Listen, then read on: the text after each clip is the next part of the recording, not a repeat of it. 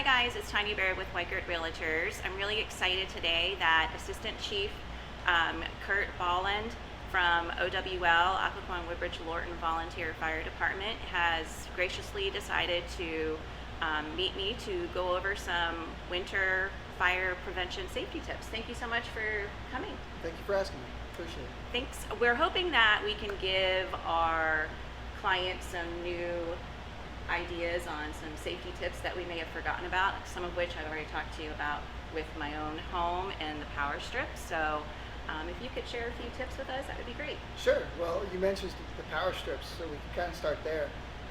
One of the things that we find that a lot of times, especially this time of year, people forget to be careful when they're plugging things in, especially their Christmas decorations. We tend to overload our power strips in our homes. So remember, your outlets that are in your home are only rated for so many watts per plug and so many amps per plug. It's actually the amperage that causes the problem. And we tend to overload the power strips because we can take one plug and make 6 more out of it. Right. So it tends to overheat, and those things oftentimes are the cause of some of the fires that we see on a routine basis, especially this time of year. Right, especially when you're adding lights and decorations, Especially and you're when not you're taking doing that. away the things that are already plugged in. Right. Great advice. What about folks that have fireplaces that are planning on snuggling in their basements, cozying up? What are some tips for them to keep in mind? So a couple of things with fireplaces. First, the fireplace itself. Most homes today have 2 different types of fireplaces. You either have the natural wood fireplace or you have a natural gas fireplace.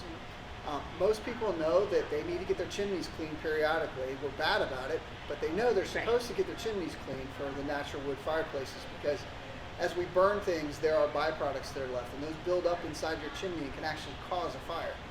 But natural gas fireplaces need to be cleaned as well. Really? Most people don't think about that. They don't know it, but they should be cleaned every couple of years at a minimum. It's hard to say how often exactly because you don't get the byproducts. Right. But as you see the flames in there, from your stove, when you turn your stove on, it's a nice blue flame, but in your gas fireplace, it's partially orange. A lot of that is because of incomplete combustion. So there are products that are being left behind that coat the walls, that coat the chimney, etc. for those gas fireplaces. So those should be cleaned regularly as well by a professional if possible. Great. Those are great tips. Thank you so much. The other thing that I saw was extension cords into space heaters, and even how much space needs to be around a space heater without, being up against things. Sure. So space heaters have changed a lot over the years. A lot of the newer ones that you buy today have safety switches on them and things, so that if they get tipped over, they'll automatically cut off. But some of the older ones that we all still have around our homes don't have that. You really should have things that are flammable no closer than 3 feet to a space heater. Space heaters are designed to be plugged into a wall. So if you look on the cord, you'll usually see a little tag that says it was UL tested or on the box. That doesn't include plugging it into an extension cord. And we always try and get those things closer to us or more towards the middle of the room, but they've got these short cords on them. You got to be really careful about that because you can very easily, like we were talking about with the power strips, you can overload the extension cord and that'll generate too much heat, which then can cause a fire. Good tips, good advice. My mom has some space heaters that I'm definitely going to make sure that the one I'm questioning if she's got 3 feet around every side because it's close to the bedroom. So great tips. Thank you so much.